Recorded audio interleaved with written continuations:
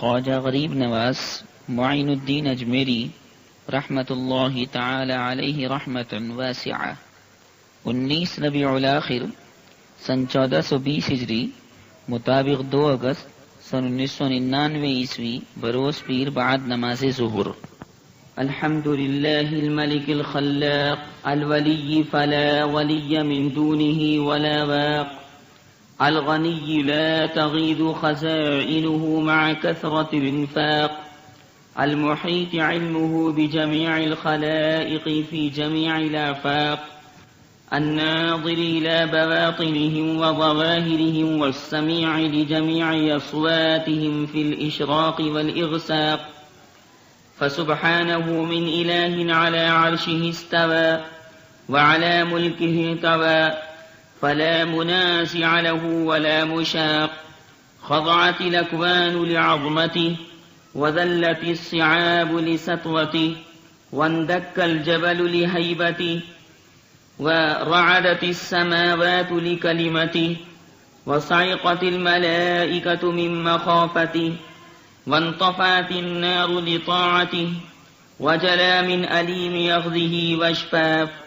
أحمده سبحانه وله مالكية الحمد والاستحقاق وأشكره على إحسانه الذي لا يعد ولا يطاق وأشهد أن لا إله إلا الله وحده لا شريك له ولا ضد ولا ند ولا منازع ولا مشاق شهادة أرجوه أن يهون بها علي كرب السياق وأن يختم بها حياتي يوم الرحيل من الدنيا والفراق وأن يؤمنني بها يوم الكرب والشدائد والوجل والإطراق.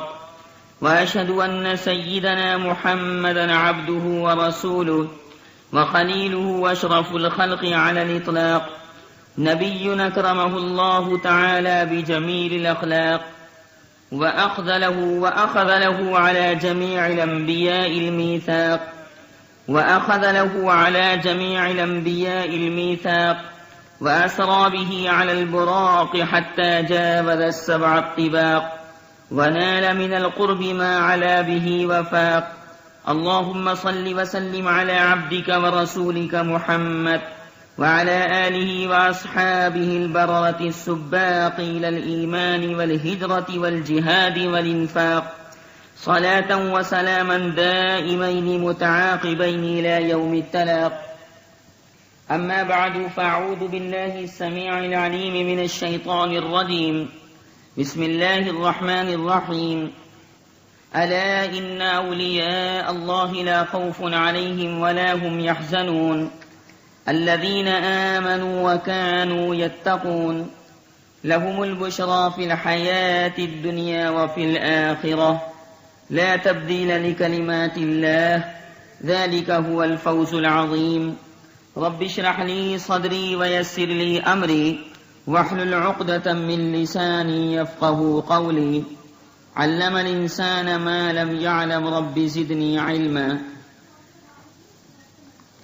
خواتین و حضرات، گزشتہ درس کے اندر میں نے آپ حضرات کے سامنے عورت کے حج کے مسائل تفصیل کے ساتھ بیان کیے تھے تاکہ جو عورتیں حج بیت اللہ کو جانا چاہتی ہیں یا عمرے کے سفر کو جانا چاہتی ہیں وہ ان تمام مسائل کو پیش نظر رکھتے ہوئے بیت اللہ کا سفر حج کریں یا عمرے کا سفر کریں تاکہ اللہ سبحانہ و تعالی کی بارگاہ میں ان کا یہ سفر حج یا سفر عمرہ مقبول اور مشکور ہو جائے اور اللہ سبحانہ و تعالی ان کے واسطے اپنی رضامندی اور خوشنودی کا پروانہ جاری فرمائیں. چنانچہ جو لوگ اللہ سبحانہ و تعالی کی رضا کا خیال رکھتے ہیں کہ ہم تو وہ کام کریں گے کہ جن کاموں کے کرنے سے باری تعالیٰ راضی رہتا ہے، خوش رہتا ہے، اور وہ کام نہیں کریں گے کہ جن کے ارتکاب سے باری تعالیٰ کا غیظ و غضب نازل ہوتا ہے، غصہ نازل ہوتا ہے، ہرگز ایسے کاموں کے قریب نہ جائیں گے. گویا رب چاہی زندگی گزاریں گے، من چاہی زندگی نہ گزاریں گے. ایسے لوگ دنیا کے اندر بھی کامیاب ہیں، قبر حشر میں بھی کامیاب ہیں، حساب والے دن، بدلے والے دن جس کو یوم الدین کہتے ہیں اس کے اندر بھی کامیاب اور کامران ہوں گے۔ چنانچہ دنیا کے اندر دو طرح کے لوگ پائے جاتے ہیں جو رب چاہی زندگی گزارتے ہیں، وہ بھی پائے جاتے ہیں ہر حال میں، ہر ساعت میں، ہر گھڑی میں، ہر سیکنڈ میں، ہر لمحے کے اندر اللہ سبحانہ و تعالی کی رضامندی کو پیش نظر رکھتے ہیں۔ اور بعض لوگ دنیا کے اندر ایسے پائے جاتے ہیں جنہوں نے اپنے نفس کو، اپنی خواہشات نفسانی کو اپنا معبود بنا لیا کہ جیسے نفس امارہ کہتا ہے ویسے ویسے وہ کرتے رہتے ہیں۔ ایسے لوگ ظاہر سی بات ہے ناکامیاب ہیں، ناکامران ہیں، نامراد ہیں، خائب و خاسر ہیں، ذلیل ہونے والے ہیں۔ قرآن کریم میں اسی بات کو بیان فرمایا گیا 19ویں پارے میں سورہ فرقان کے اندر، أَرَأَيْتَ مَنِ اتَّخَذَ إِلَٰهَهُ هَوَاهُ، دیکھو کہ آپ نے ایسے آدمی کو بھی دیکھا کہ جس نے اپنی خواہش نفسانی کو اپنا معبود بنا لیا کہ جیسے جیسے اس کا نفس کہتا رہتا ہے ویسے ویسے وہ کرتا رہتا ہے۔ دنیا کے اندر ایسے لوگ بھی گزرے ہیں جنہوں نے اس دنیا میں نہ فوجیں لڑائیں، نہ سینائیں لڑائیں، نہ آرمی سے کام لیا، نہ ملکوں پر دھاوا کیا، نہ ملکوں پر حملہ کیا، نہ سونا بانٹا، نہ چاندی کو بانٹا، نہ روپیہ پیسہ بانٹا، نہ باغات اور جائیداد کو تقسیم کیا، نہ کوئی اونچا محل بنایا، نہ کوئی اونچی کوٹھی بنائی، نہ کوئی اونچا زبردست محل عظیم تعمیر کروایا، مگر لوگ ان کے نام کی عزت کرتے ہیں، ادب سے، احترام سے، اعزاز و اکرام سے ان کا نام لیتے ہیں، ان کے وسیلے سے دعائیں مانگتے ہیں، ان کے واسطے سے باری سبحانہ و تعالی کے سامنے دعاؤں کو پیش کرتے ہیں اور ان کی مقبولیت کا سوال کرتے ہیں اور کہتے ہیں کہ پروردگار عالم ایسے لوگوں کے نام کے صدقے میں ہماری مرادوں کو پورا فرما دے، ہماری تمناؤں کو پورا فرما دے۔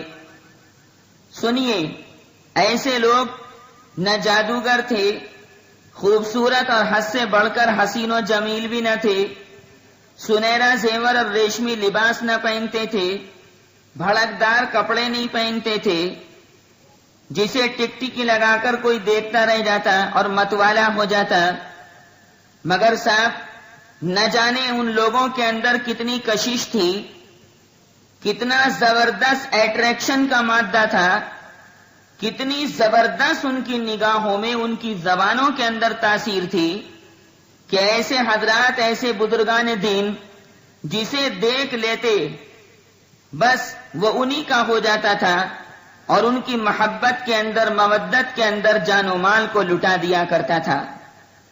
جس جانب وہ نگاہ فرما دیں، جس آدمی کو دیکھ لیں، وہ ان کی محبت میں، مودت کے اندر دامے، درمے، قدمے، سخنے، ہر طرح قربانی دینے کے لیے تیار رہتا تھا۔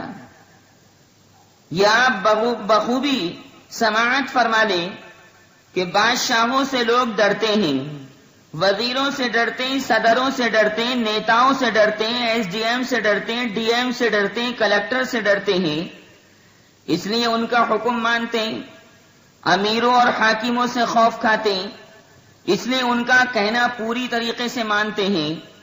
مگر یہ بزرگان دین نہ تو کسی کو ڈراتے تھے، نہ ان سے کسی کو کوئی ڈر تھا اور خوف تھا۔ پھر بھی یاد رکھیے، جو کچھ ان بزرگان دین کی زبان سے نکل جاتا، دوڑ دوڑ کر لوگ اسے سنتے اور ان کے حکم کی تعمیل کرتے اور اسے اپنی سعادت، شرافت اور نجابت سمجھتے تھے۔ آج دنیا کے اندر جو بے چینی ہے، دنیا کے اندر جو بے سکونی کا سامان ہے، گھر گھر لڑائیاں ہیں، فساد ہے، فتنے کا دور دورہ ہے، آدمی سکون سے نہیں، آدمی سونے چاندی کو حاصل کرنے کے باوجود سکون والی خوشحالی کی زندگی نہیں گزار رہا، غرضے کے بے سکونی کا دور ہے۔ خواتین و حضرات، آج ہمیں ایسے ہی آدمیوں کی ضرورت ہے جو دلوں پر حکومت کریں اور ہم ان پر قربان ہو جانا اپنا سب سے بڑا فرض، سب سے بڑی سعادت و شرافت و نجابت اور سب سے بڑی نعمت سمجھیں۔ چنانچہ دنیا کے اندر ایسے لوگ بہت سے گزرے، اللہ سبحانہ و تعالی نے ہر صدی میں اور ہر قرن کے اندر ایسے لوگوں کو پیدا فرمایا، اور ایسے لوگ برابر اللہ سبحانہ و تعالی کے دین کی خدمت کرتے رہے۔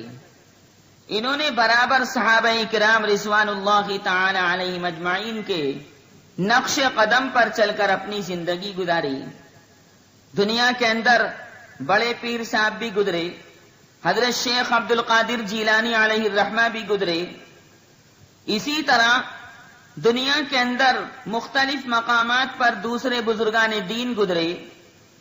لیکن آج میں جس ذات گرامی کا ذکر آپ کے سامنے کر رہا ہوں وہ ہندوستان کی معروف، ہندوستان کی مشہور شخصیت حضرت خواجہ معین الدین اجمیری علیہ الرحمہ کی شخصیت کبریٰ ہے، جن کا مزار پر انوار اجمیر شریف کے اندر ہے، راجستھان میں اجمیر۔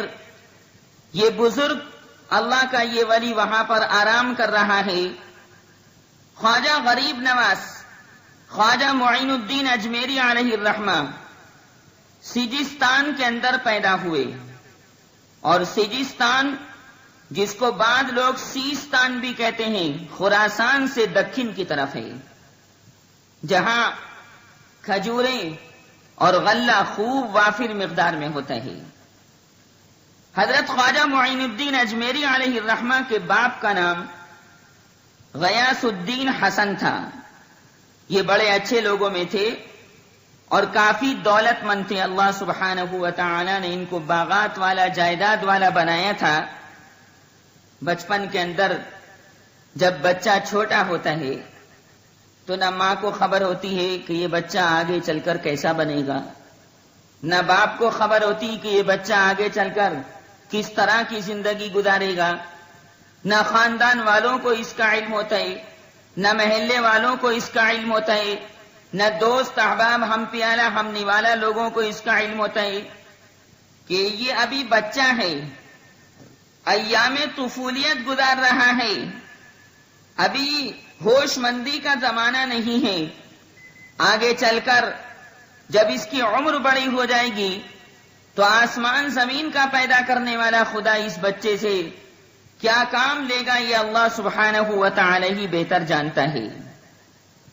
چنانچہ حضرت خواجہ غریب نواز معین الدین اجمیری علیہ الرحمہ بچپن کے اندر کون جانتا تھا کہ یہ آگے چل کر اتنے بڑے بزرگ بنیں گے، آگے چل کر اللہ کے اتنے عظیم الشان فخیم الشان بندے بنیں گے۔ لیکن اللہ سبحانہ و تعالی کو ان تمام حالات کا علم پہلے سے ہی تھا۔ چنانچہ حضرت خواجہ غریب نواز معین الدین اجمیری علیہ الرحمہ مقامی سیجستان پر پیدا ہوئے۔ آپ کی تعلیم و تربیت مقام خراسان میں ہوئی۔ زندگی گزارتے رہے، 4 سال کے ہوئے، 5 سال کے ہوئے، 6 سال کے ہوئے، 8 سال کے ہوئے، 10 سال کے ہوئے، یہاں تک کہ اللہ سبحانہ و تعالی نے ان کی عمر 15 سال کی کر دی۔ ابھی 15 سال کے تھے کہ یتیم ہو گئے، باپ کا سایہ سر سے اڑ گیا۔ اللہ سبحانہ و تعالی نے باپ کو دنیا سے بلا لیا۔ خواجہ غریب نواز معین الدین اجمیری علیہ الرحمہ کی عمر اس وقت 15 سال کی تھی۔ ان کے والد صاحب نے ایک باغ اور ایک پن چکی مال وراثت کے اندر چھوڑی تھی، جس کی آمدنی سے خواجہ معین الدین اجمیری علیہ الرحمہ بسر اوقات کرتے تھے۔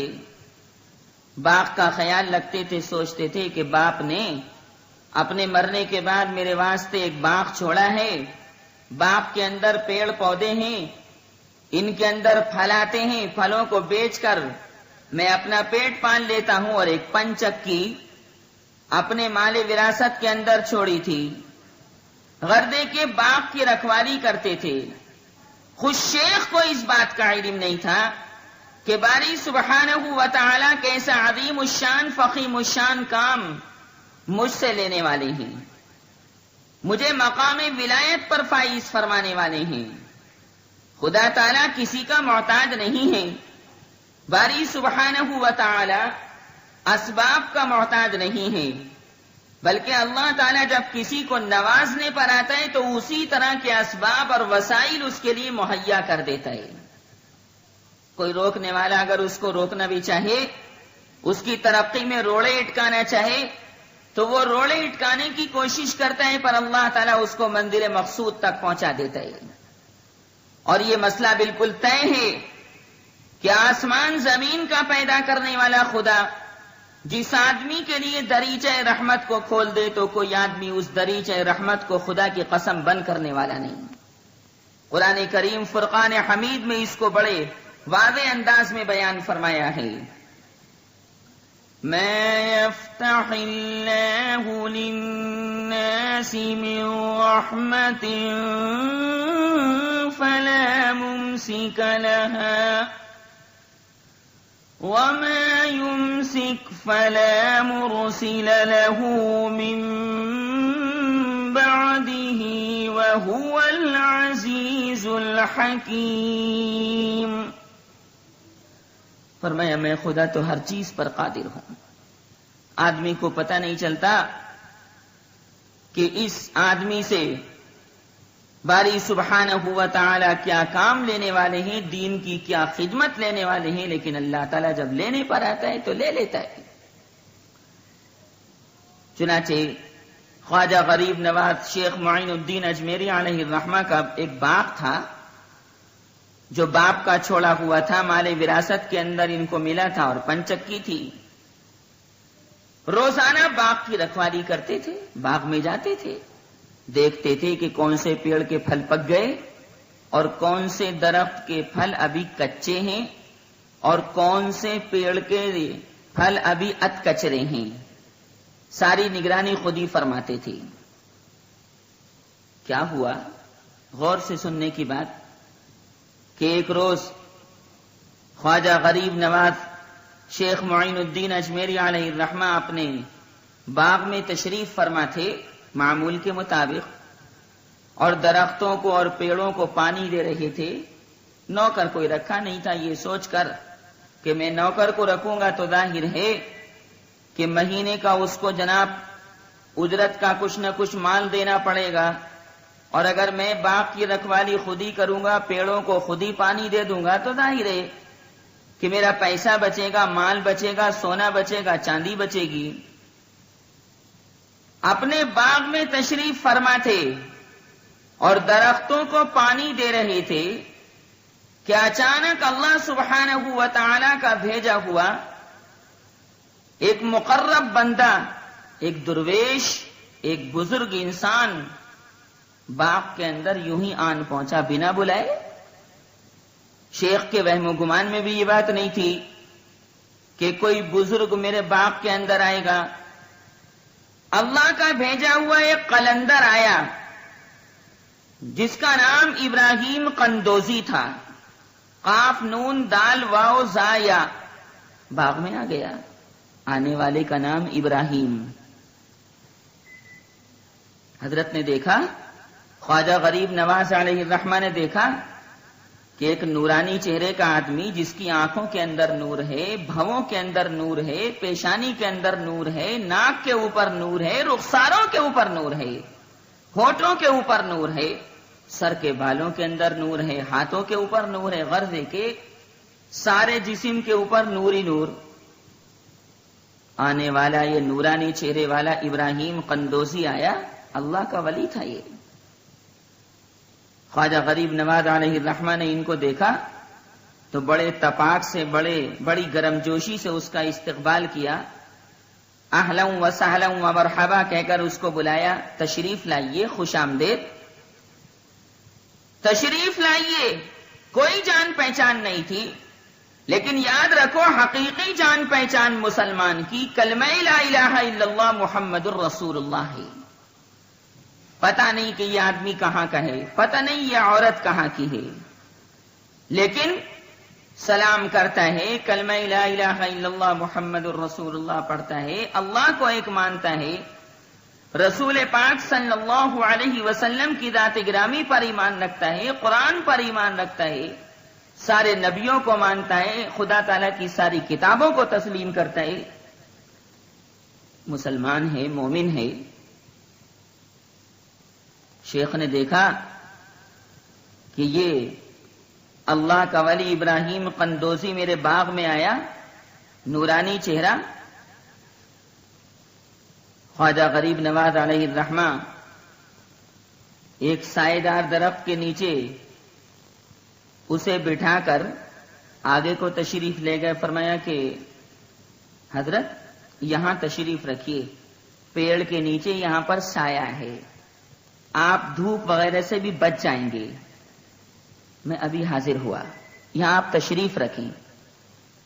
چنانچہ خواجہ غریب نواز علیہ الرحمہ اس آنے والے اللہ کے ولی شیخ ابراہیم قندوزی کو ایک سائے دار درخت کے نیچے بٹھا کر آگے تشریف لے گئے، اور باغ کے اندر جو انگور موجود تھے، انگور کے خوشے موجود تھے، انگور کے خوشوں میں سے ایک خوشہ توڑ کر اس اللہ کے ولی اپنے مہمان کے سامنے پیش کرنے کے لیے لے کر آئے، اور فرمایا کہ شیخ میرے یہ باغ کے انگور ہیں، آپ ان کو نوش جان فرمائیے، آپ ان کو استعمال فرمائیے۔ وہ اللہ کا ولی چلتا چلاتا تھکا ماندہ تھا، باغ کے اندر آیا اور خواجہ غریب نواز شیخ معین الدین اجمیری علیہ الرحمہ سے ملاقات ہوئی۔ اللہ تعالیٰ دیکھو یہاں سے شیخ کو بلندی عنایت فرمائیں گے۔ اچھا یہ انگور آپ کے باغ کے ہیں؟ کہ جی میرے باغ کے یہ انگور ہیں، بہت اچھا، میں ان کو ابھی کھاتا ہوں۔ شیخ ابراہیم قندوزی نے، اس فقیر نے پورے ذوق و شوق کے ساتھ یہ انگور کھائے۔ حضرت نے اس کی بہت خدمت کی، ٹھنڈا ٹھنڈا پانی اس کو پلایا، انگور کھلائے، طبیعت کو خوش کر دیا۔ اس درمیان حضرت اس کے چہرے کو دیکھتے رہے کہ یہ آدمی واقعی کوئی بزرگ معلوم ہوتا ہے، اللہ کا ولی معلوم ہوتا ہے، اللہ سبحانہ و تعالی کا مقرب بندہ معلوم ہوتا ہے۔ آج کل تو کیا ہوتا ہے، آج کل لوگوں نے ولی اس انسان کو سمجھ رکھا ہے جو ایک وقت کی نماز نہ پڑھے اور لمبے لمبے بال رکھ لے اور عورتوں سے ملاقاتیں کرے، عورتوں کے سروں پر ہاتھ رکھے اور دعوتیں مانگے، کھانا مانگے۔ اللہ کا ولی ایسا نہیں کرتا، اللہ کا ولی ایسا نہیں کرتا، وہ اللہ کے علاوہ کسی سے مانگتا ہی نہیں، وہ دعوتیں نہیں کھاتا پھرتا، وہ صرف اللہ سبحانہ و تعالی سے مانگتا ہے۔ چنانچہ اس فقیر نے، اس قلندر نے، اس بزرگ نے شیخ کے باغ کے انگور برغبت تمام کھائے، اور حضرت خواجہ غریب نواز علیہ الرحمہ کی مہمان نوازی اور ذوق و شوق سے خوش ہو کر اپنی گدڑی میں سے کھانے کی کوئی چیز نکالی۔ بعض علماء نے ارشاد فرمایا کہ اس فقیر کی گدڑی میں ایک کھلی رکھی تھی، کھلی، اس کو اپنی گدڑی میں سے نکالا، آپ نے دیکھا ہی ہوگا، اس کو نکالا اور نکالنے کے بعد اپنے منہ میں اس کو چبایا، اور جب اس اللہ کے ولی کے منہ کا تھوک اس کھانے کی چیز کے اندر شامل ہو گیا تو اپنے منہ میں سے اس کو نکالا، اور نکالنے کے بعد کہا کہ معین الدین میری اس جھوٹی چیز کو اپنے منہ میں رکھ لو۔ اللہ سبحانہ و تعالی نے اپنے ولیوں کے جھوٹے کے اندر بڑی برکت رکھی ہے۔ جو شاگرد اپنے استاذ کا جھوٹا پانی پیتا ہے، اللہ تعالیٰ اس کے علم میں برکت دیتا ہے۔ جو شاگرد اپنے استاذ کا جھوٹا کھانا کھاتا ہے، جس مقام کے اوپر اس کے استاذ کا تھوک لگ گیا، اس چیز کو استعمال کرتا ہے، اللہ تعالیٰ اس تھوک کی برکت سے اس کے مقامات کو بلند کرتا ہے، اس کا فیض جاری کرتا ہے، اس کو اعزاز و اکرام کے حلے اور جوڑے پہناتا ہے، جہاں جاتا ہے اعزاز و اکرام کے سلام اس کے لیے پیش کیے جاتے ہیں۔ چنانچہ ہمارے یہاں علامہ سعد الدین تفتازانی علیہ الرحمہ ایک بہت بڑے بزرگ گزرے ہیں، جن کی کتابیں اسلامی مدرسوں کے اندر پڑھائی جاتی ہیں، مختصر المعانی پڑھائی جاتی ہے، ان کی لکھی ہوئی اور بہت سی کتابیں ہیں۔ بچپن کے اندر جب یہ اپنے استاد صاحب سے پڑھتے تھے تو روزانہ ان کی پٹائی ہوتی تھی، روزانہ ان کے استاد صاحب ان کو مارتے تھے۔ اچھا بھائی کیوں مارتے تھے؟ اس لیے کہ سبق یاد نہیں ہوتا تھا، اور یہ پڑھنے میں، سبق کو یاد کرنے میں بہت محنت کرتے تھے، بہت محنت کرتے تھے، لیکن کثیر محنت کے باوجود، زیادہ سے زیادہ محنت کے باوجود ان کے ذہن و دماغ میں سبق نہیں بیٹھتا تھا۔ جب استاد صاحب کے پاس سبق سنانے کے لیے آتے تو سارا سبق ذہن و دماغ سے نکل جاتا تھا، اور پھر ان کی پٹائی ہوتی تھی۔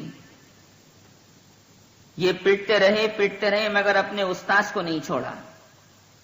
دیکھو کتا کتنا وفادار ہوتا ہے، اگر کوئی آدمی کتے کو روٹی ڈال دے، بوٹی ڈال دے، تو اس کے ساتھ وہ وفاداری کا حق ادا کر دیتا ہے۔ اللہ تعالیٰ نے کتے کے اندر وفاداری کا مادہ رکھا، وفاداری کا جذبہ رکھا، پھر اسی در پر جناب آ جاتا ہے اور اس در کو چھوڑ کر نہیں جاتا، اور دم ہلاتا رہتا ہے کہ مالک مجھے کھانے کو دے دے۔ بسا اوقات چوروں سے، ڈکیتوں سے وہ کتا اس کو بچا دیتا ہے۔ خیر،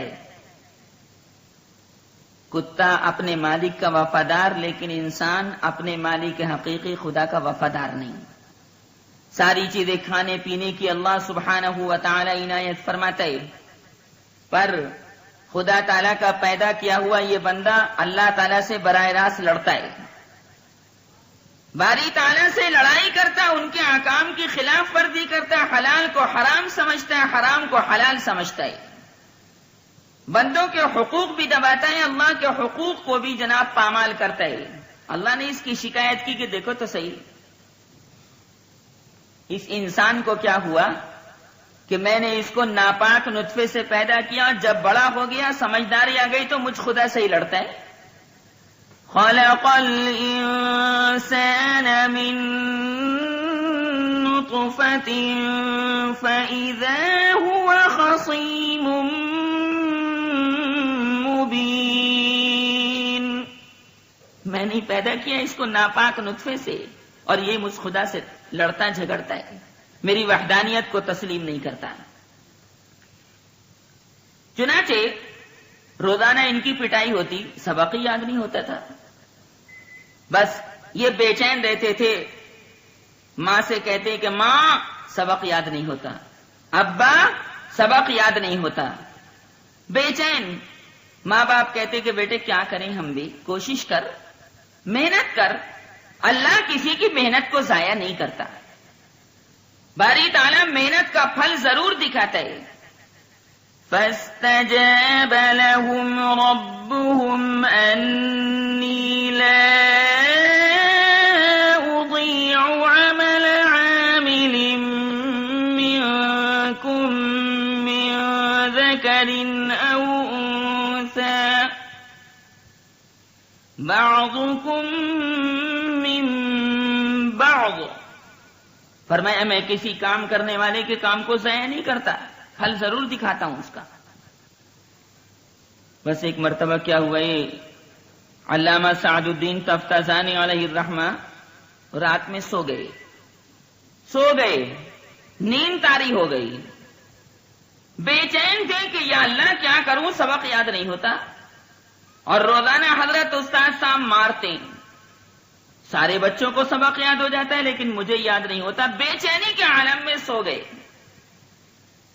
اللہ سبحانہ و تعالی سب کچھ دیکھتا ہے کہ کون بے چین ہے، کون سکون سے ہے، کس کے دل میں کیا ہے، کس کے دل میں کیا بے چینی ہے، کس کے دل میں کیا اضطراب ہے۔ ارے میرا بیٹا تو جناب بیمار ہے، ڈاکٹروں نے کینسر بتایا، بڑی بے چین ہو گئی ماں، لیکن نکلی بواسیر۔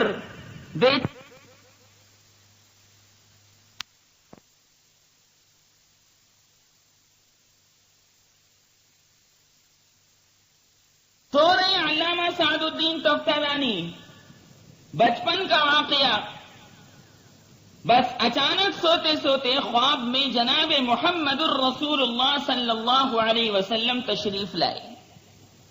دیکھا حضور میرے خواب میں تشریف لائے صلی اللہ علیہ وسلم۔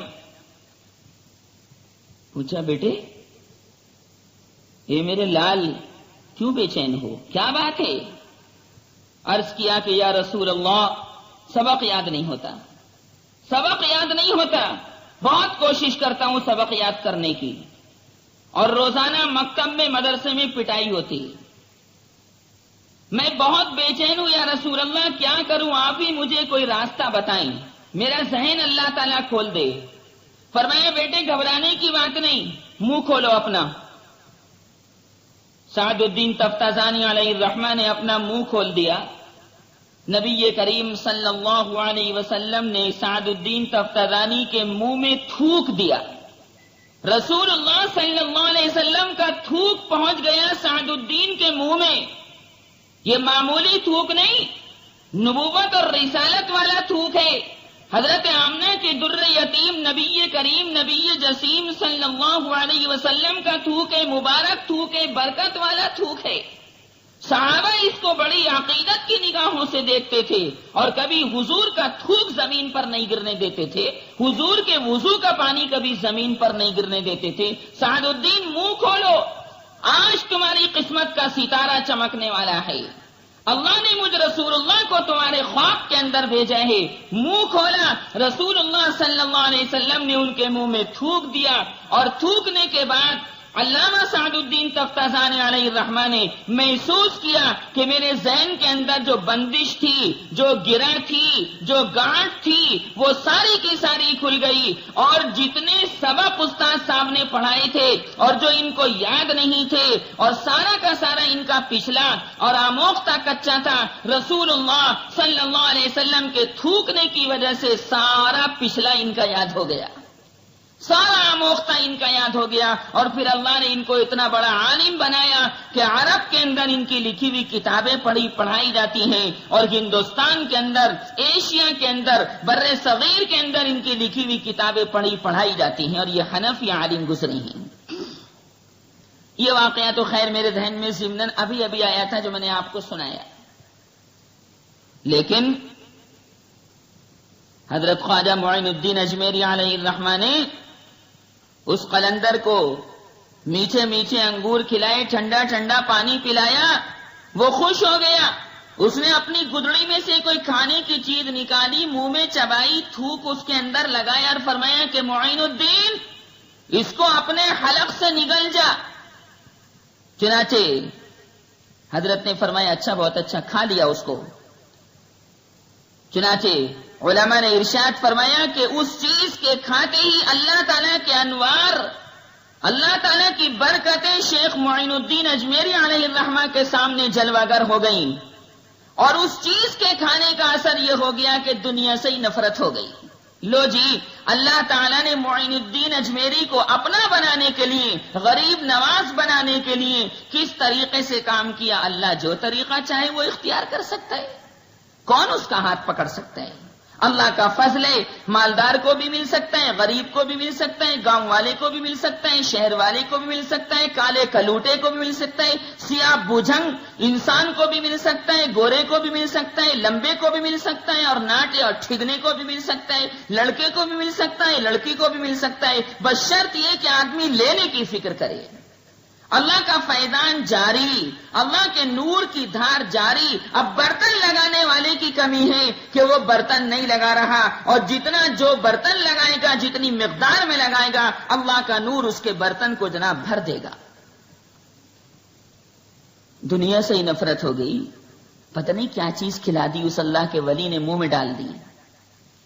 چنانچہ ایسا دل دنیا سے ہٹا، ایسا ہٹا کہ تمام جائیدادیں منقولہ غیر منقولہ بیچ کر کے فقیروں میں تقسیم کر دی، باغ واغ سارا بیچ دیا کہ مجھے کیا کرنا ہے، جب یہ دنیا ختم ہونے والی ہے تو کیسا سونا، کیسی چاندی اور کیسا باغ اور کیسے انگور کے درخت اور بیلیں، مجھے کچھ نہیں چاہیے، مجھے تو اللہ چاہیے، اللہ کی رضا چاہیے۔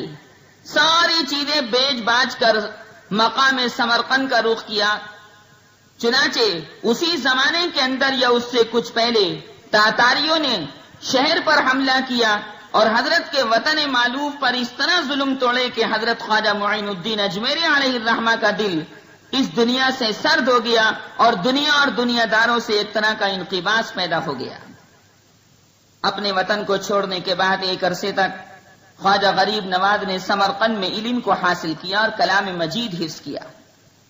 اور صاحب دیکھو، اللہ تعالیٰ بڑے ہیں تو ان کا کلام پاک بھی بڑا ہے، سارے کلاموں پر بھاری ہے۔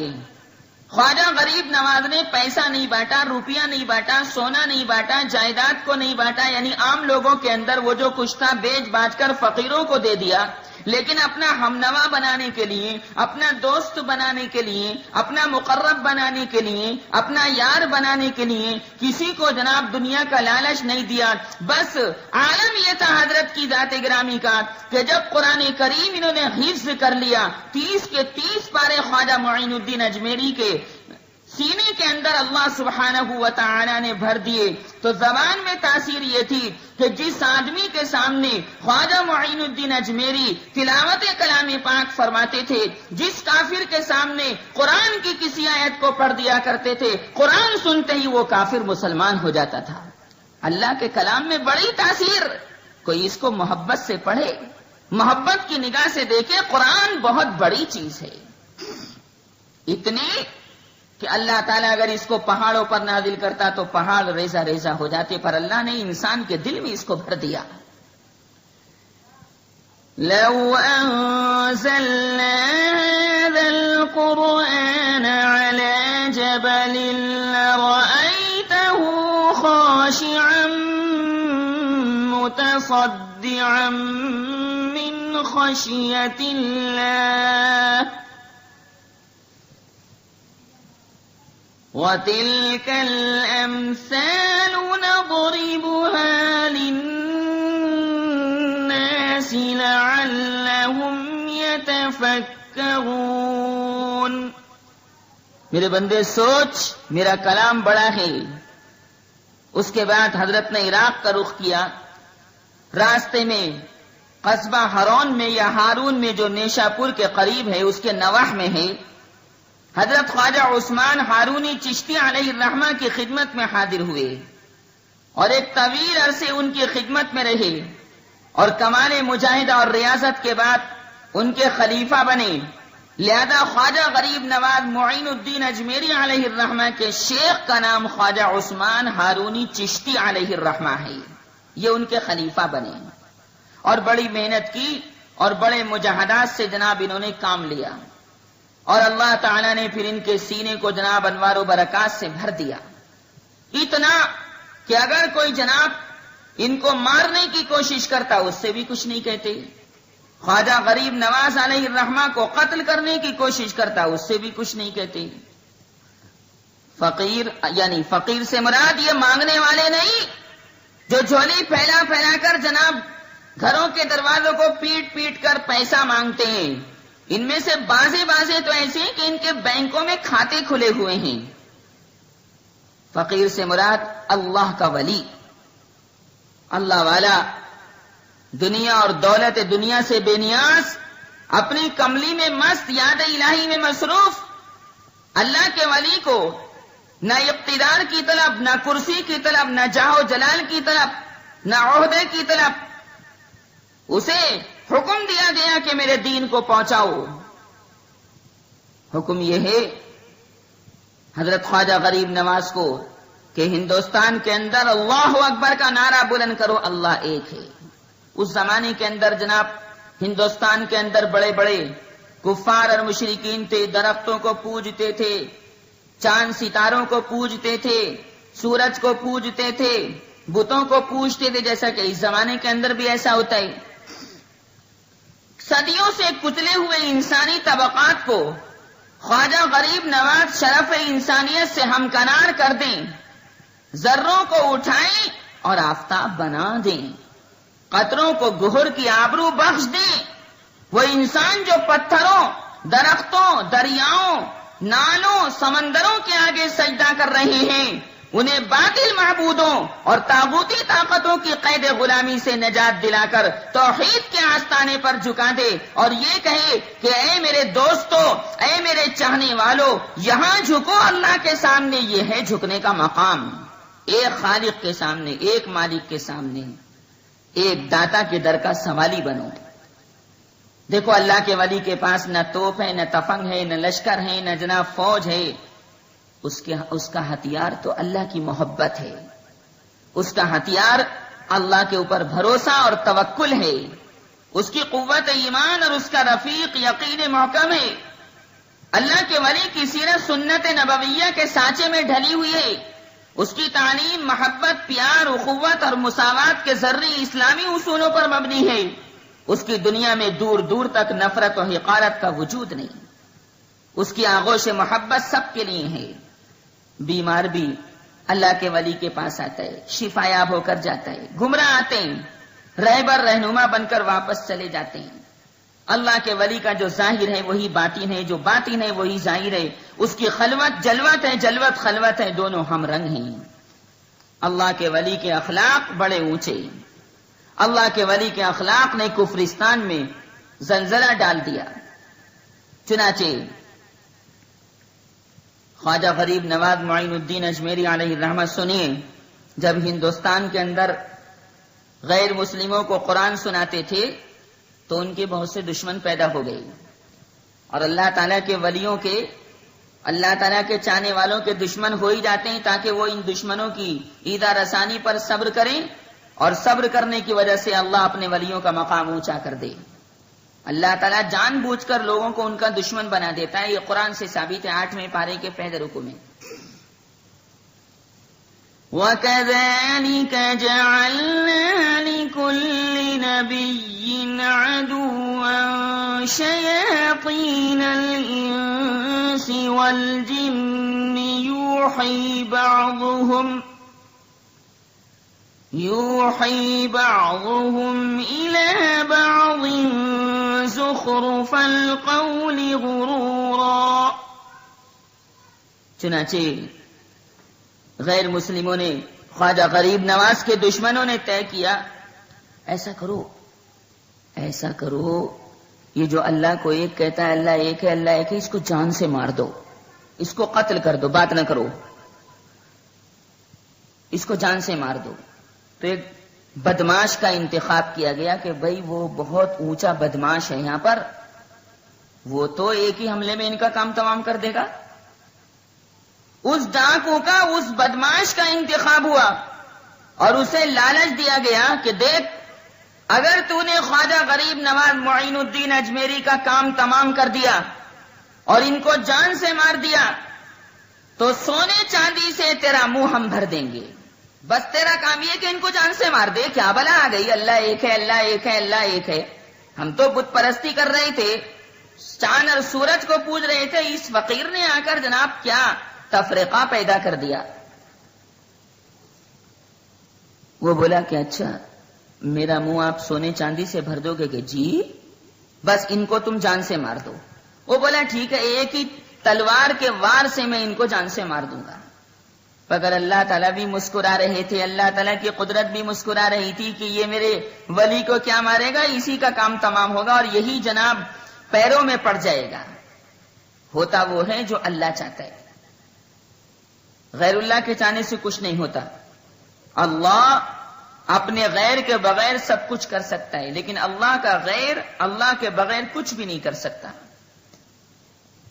چنانچہ اس نے قتل کے ارادے سے خنجر تیار کیا، تلوار کو تیار کیا اور خنجر کو بغل میں چھپایا، اور ٹھیک مغرب کی نماز کے بعد حضرت خواجہ غریب نواز معین الدین اجمیری کی کٹیا میں داخل ہو گیا جہاں حضرت قیام پذیر تھے۔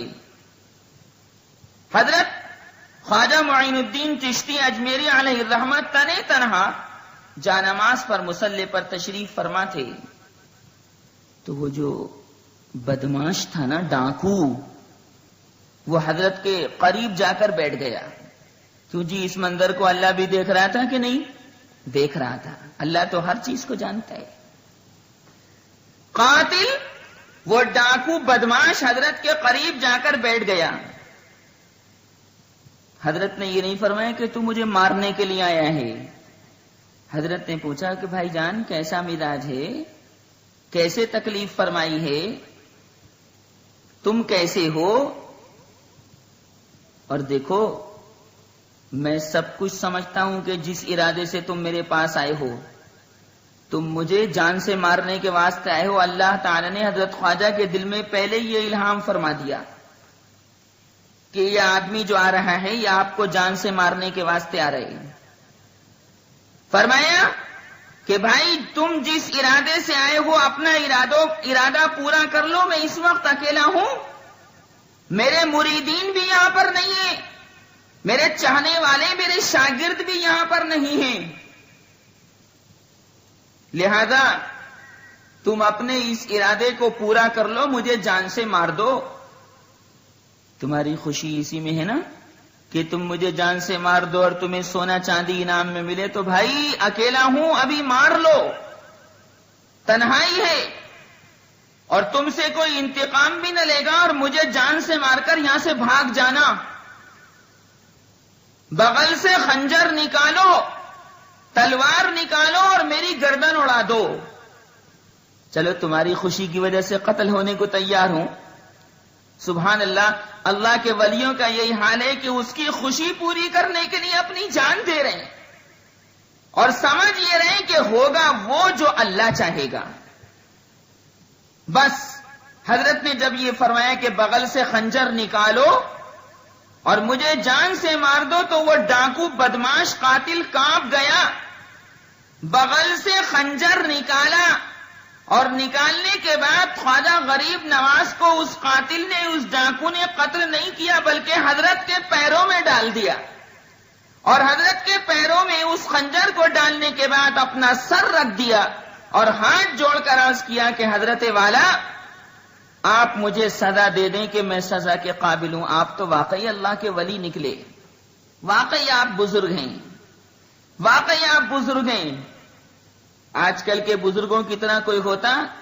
آج کل کے بزرگ تو ایسے نقلی بزرگ، کوئی ٹاٹ شاہ ہے، کوئی طوطا شاہ ہے، کوئی فقیر شاہ ہے، کوئی کفن شاہ ہے، اور جناب مخلوق کو گمراہ کرتے پھر رہے تعویذ گنڈوں میں مبتلا کر کے. اللہ کا ولی ایسا کام نہیں کرتا کہ صاحب رات کو بس چل رہی ہے اور برابر کے آدمی کے جناب بیگ سے پیسے نکال لیے اور بتایا بھی نہیں. یہ تو چوری ہے اور چوری کرنا حرام ہے.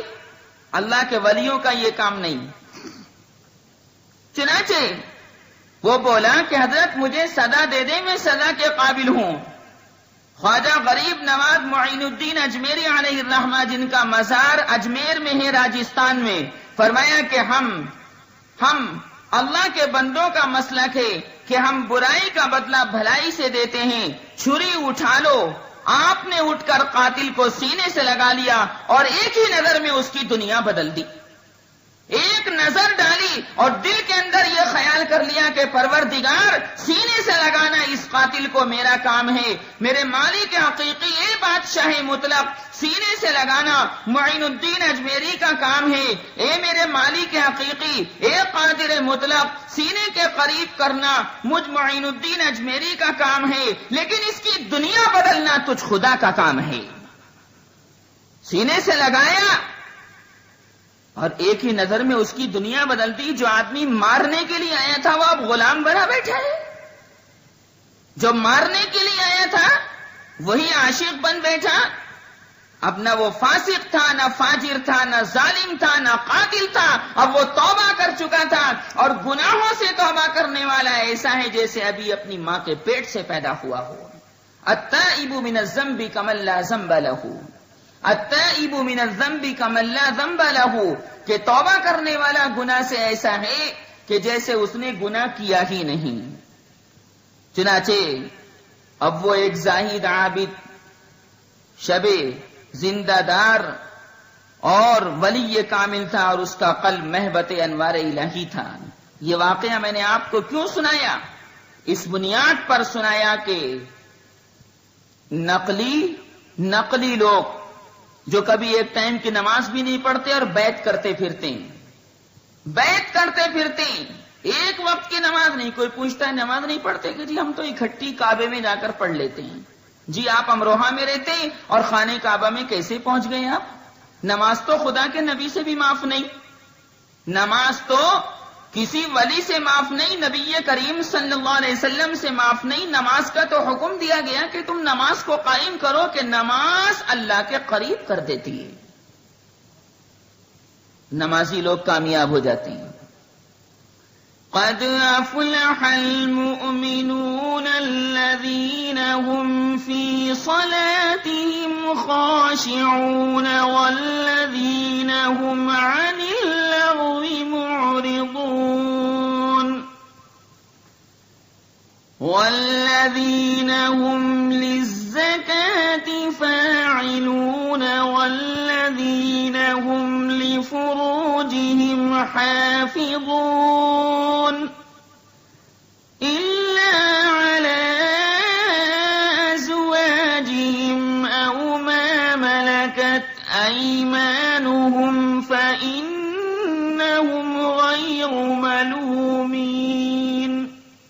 تو نماز کا حکم تو نبی کریم صلی اللہ علیہ وسلم کے لیے بھی تھا، لہذا نماز تو کسی سے معاف نہیں۔ جو عاقل بالغ ہے اور صحیح سالم ہے اس کے اوپر تو نماز فرض ہے اور بے انتہا ضروری اور لازم ہے۔ چنانچہ حضرت شیخ خواجہ غریب نواز معین الدین اجمیری علیہ الرحمہ نے اسلام کی خدمت کی، ایمان کی خدمت کی، اور لوگوں کو قرآن سنا سنا کر اسلام میں داخل کیا، لوگوں کو کلام اللہ سنا سنا کر اسلام میں داخل کیا۔ جو حضرت کے منہ سے کلام الہی سن لیتا بس مسلمان ہو جاتا ہے۔ یہ بڑی طاقت اور قوت تھی، اور حضرت نے بہت بڑے بڑے مجاہدات کیے اور بہت اپنے نفس کو کچلا۔ جو آدمی اپنے نفس کو کچلتا ہے اللہ اس کو اپنا ولی بنا لیتا ہے۔ وَأَمَّا مَنْ خَافَ مَقَامَ رَبِّهِ وَنَهَى النَّفْسَ عَنِ الْهَوَى فَإِنَّ الْجَنَّةَ هِيَ الْمَأْوَى۔ فرمایا جنت ہی اس کا ٹھکانہ ہے جو بس میری مان کر چلے اور نفس کو کچل ڈالے۔ یہ ہر کس و ناکس کی بات نہیں، اللہ تعالیٰ مخصوص لوگوں کو عنایت فرماتا ہے جو اللہ کی راہ میں جہاد کرتے ہیں، اللہ کی راہ میں محنتیں کرتے ہیں۔ اللہ ان کو راستے دکھا دیتا ہے کہ دیکھو اس سڑک سے مجھ خدا کے پاس آ جاؤ گے۔ وہ اسلام کی سڑک ہے، وہ نبی کریم صلی اللہ علیہ وسلم کی سنتوں پر عمل پیرا ہونے کی سڑک ہے۔ ہر کسی کے بس کی یہ بات نہیں، بہت بڑے مجاہدات کرنے کے بعد آدمی اللہ کا ولی بنتا ہے۔ ابراہیمی شان دکھانا سب کے بس کی بات نہیں، ابراہیمی شان دکھانا سب کے بس کی بات نہیں، انگاروں میں پھول کھلانا سب کے بس کی بات نہیں، مومن کامل بن کے دکھانا سب کے بس کی بات نہیں، مومن کامل بن کے دکھانا سب کے بس کی بات نہیں، باطل کا ہر نقش مٹانا سب کے بس کی بات نہیں، سر کے ساتھی دل کو جھکانا سب کے بس کی بات نہیں، سر کے ساتھی دل کو جھکانا سب کے بس کی بات نہیں، روح کو بھی سجدے میں گرانا سب کے بس کی بات نہیں، خون جگر آنکھوں میں لگانا سب کے بس کی بات نہیں، خون جگر آنکھوں میں لگانا سب کے بس کی بات نہیں، پانی میں ایک آگ لگانا سب کے بس کی بات نہیں، کفر و باطل کی آندھی میں تند ہوا جب چلتی ہو، کفر و باطل کی آندھی میں تند ہوا جب چلتی ہو، ایمان کے فانوس جلانا سب کے بس کی بات نہیں۔ اللہ تعالیٰ مخصوص بندوں کو عنایت فرماتا ہے۔ اسلامی اخلاق کی دولت کاش عطا ہو تجھ کو بھی، اسلامی اخلاق کی دولت کاش آتا ہو تجھ کو بھی، کانٹے لے کر پھول لٹانا سب کے بس کی بات نہیں۔ ایک ہمسایہ جب بھوکا ہو اس کو بلا کر اپنے گھر، ایک ہمسایہ جب بھوکا ہو اس کو بلا کر اپنے گھر، اپنا کھانا اس کو کھلانا سب کے بس کی بات نہیں۔ لوگوں کی عادت تو یہ ہے اپنوں سے کرتے ہیں پیار، لوگوں کی عادت تو یہ ہے اپنوں سے کرتے ہیں پیار، دشمن سے بھی ہاتھ ملانا سب کے بس کی بات نہیں۔ اللہ سبحانہ و تعالی اپنا فضل جس کو چاہتے عنایت فرماتے ہیں، پر شرط محنت اور مجاہدے کی ہے۔ وَالَّذِينَ جَاهَدُوا فِينَا لَنَهْدِيَنَّهُمْ سُبُلَنَا وَإِنَّ اللَّهَ لَمَعَ الْمُحْسِنِينَ۔ میرے بندے آ تو صحیح، تو ایک بالش میرے قریب آئے گا، میں ایک گز دوڑ کر تیرا استقبال کروں گا۔ چنانچہ حضرت خواجہ غریب نواز علیہ الرحمہ بے انتہا محنتیں کرتے رہے، مجاہدات کرتے رہے، اور پھر سفر کرتے کرتے مقام اجمیر پر پہنچ گئے، جہاں حضرت کا آج بھی مزار پر انوار ہے۔ درویشوں کی، بزرگوں کی اور مخلوق خدا کی خدمت کرتے رہے، اور اللہ تعالی نے پھر ان کو صاحب کرامت بنایا، اور بڑی نعمتیں اور انعامات ان کو عنایت فرمائے۔ سمرقند میں ایک بزرگ تھے، ان کا نام تھا ابو اللیث۔ سنو، ان کے مکان کے پاس ایک مسجد بن رہی تھی۔ مسجد تو سبھی کو پتہ ہے، جہاں پر مسلمان مل کر نماز پڑھتے ہیں جماعت کے ساتھ۔ لیکن مسجد بنتے بنتے جھگڑا ہو گیا، اور جھگڑا کیا تھا؟ جھگڑا یہ تھا کہ قبلہ کدھر ہے، قبلہ کدھر ہے۔ جو لوگ جمع تھے ان میں سے ایک آدمی بہت بڑا ضدی تھا، بہت بڑا ضدی تھا،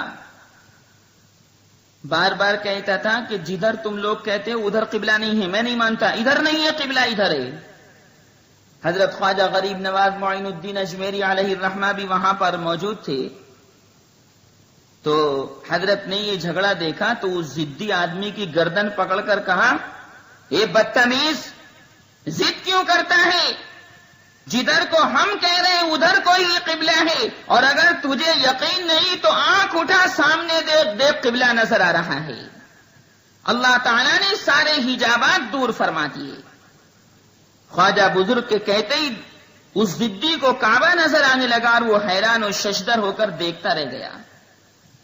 پھر انگلی اٹھا کر چیخ پڑا، یہ دیکھو قبلہ، یہ کرامت دیکھو، کہ جتنے لوگ مسجد کے اندر تھے سارے کے سارے لوگ حیران رہ گئے۔ اللہ سبحانہ و تعالی نے اپنے فضل و احسان سے یہ تمام چیزیں ان کو عنایت فرمائیں۔ چنانچہ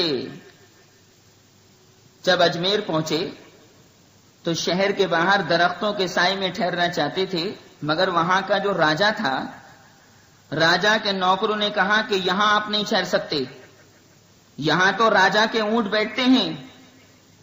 اچھا، یہاں پر راجا کے اونٹ بیٹھتے ہیں کہ جی؟ یہ سن کر خواجہ غریب نواز علیہ الرحمہ نے غصے میں فرما دیا کہ اچھا، اگر یہاں راجا کے اونٹ بیٹھتے ہیں تو اونٹ ہی بیٹھیں گے، کبھی اٹھیں گے نہیں۔ حضرت نے یہ بات فرما دی، بات آئی گئی ختم ہو گئی۔ چنانچہ حضرت خواجہ غریب نواز علیہ الرحمہ نے یہ بات فرما دی، اور وہاں سے آگے کو چل پڑے۔ وہ جو انہوں نے کہا تھا راجا کے کارندوں نے کہ یہاں پر تو راجا کے اونٹ بیٹھتے ہیں، تو جب راجا کے اونٹوں کو وہاں پر بٹھانے کے لیے لایا گیا، اونٹ آ گئے اور درختوں کے سائے میں بیٹھ گئے، اور خواجہ پہلے ہی فرماتے تھے کہ اچھا، تم ہمیں بیٹھنے نہیں دیتے، تمہارے راجا کے اونٹ یہاں پر بیٹھتے ہیں تو اب اونٹ ہی بیٹھیں گے۔ اونٹ بیٹھ گئے، اور جب ان کو اٹھانا چاہا تو وہ اٹھے نہیں۔ لوگوں نے بہت کوشش کی کہ یہ اونٹ زمین سے اٹھ جائیں، لیکن اٹھے نہیں. اونٹ چلانے والوں نے دیکھا ایسا دکھائی دیا جیسے اونٹوں کی کھال زمین سے چپٹی ہوئی ہے. اللہ اپنے ولی کی زبان کی لاج رکھتا ہے. اپنے چاہنے والے انسان کی زبان کی لاج رکھتا ہے کہ اچھا میرے ولی کے منہ سے یہ بات نکل گئی تو میں خدا بھی ایسا ہی کروں گا، کیونکہ یہ میری مانتا ہے میں اس کی مانوں گا. اللہ نے پہلے ہی فرما دیا تم میرا عہد و پیمان پورا کرو، میں تمہارا عہد و پیمان پورا کروں گا. یا بنی اسرائیل اذکروا نعمتی التي انعمت علیکم وَأَوْفُوا بِعَهْدِي أُوفِ بِعَهْدِكُمْ وَإِيَّايَ فَارْهَبُونِ. بہت اونٹوں کو اٹھانا چاہ پر ثابوت نہیں اٹھے. یہ دیکھ کر اونٹ چلانے والوں کے ہوش اڑ گئے اور راجا کو جا کر تمام حال کی رپورٹ پیش کی. راجا نے سن کر کہا کہ یہ تو بہت برا ہوا، اس میں تو ہماری بڑی کرکری ہو گئی. اب بھیا اونٹوں کو اٹھانے کی ایک ہی شکل ہے کہ اس فقیر سے معین الدین اجمیری سے معافی مانگو، وہ دعا دیں گے تو اونٹ اٹھ جائیں گے. خیریت ہے، ورنہ اگر اسی طرح اونٹ زمین پر جمے رہے تو سب کے سب مر کر رہ جائیں گے. اونٹ چلانے والے اور راجا کے نوکروں نے خواجہ بزرگ سے معافی مانگی کہ حضرت معاف کر دیجیے، ہم نے آپ کو اس زمین سے اٹھا دیا اور آپ کو وہاں بیٹھنے نہیں دیا، اور آپ نے اپنی زبان مبارک سے فرما دیا تھا کہ اب تو اونٹی وہاں پر بیٹھیں گے، ہم اونٹوں کو اٹھانا چاہتے ہیں پر کوئی اونٹ اٹھ نہیں رہا، شیخ معاف فرما دیجئے. حضرت نے فرمایا کہ اللہ والوں کی شان معاف کرنے کی ہوتی، کوئی ان کو کتنا ہی ستائے، کتنے ہی بہتان لگائے، بدتمیزی کرے، بدماشی کرے، ان کی شان معاف کرنے کی ہے. جاؤ ہم نے تم کو معاف کر دیا. یہ فرمانا تھا کہ سارے اونٹ جھرجھری لے کر کھڑے ہو گئے. یہ ایسی انوکھی بات تھی کہ جس سے تمام اجمیر میں کھلبلی مچ گئی اور اجمیر والے ان کو دیکھنے کے لیے آنے لگے. چنانچہ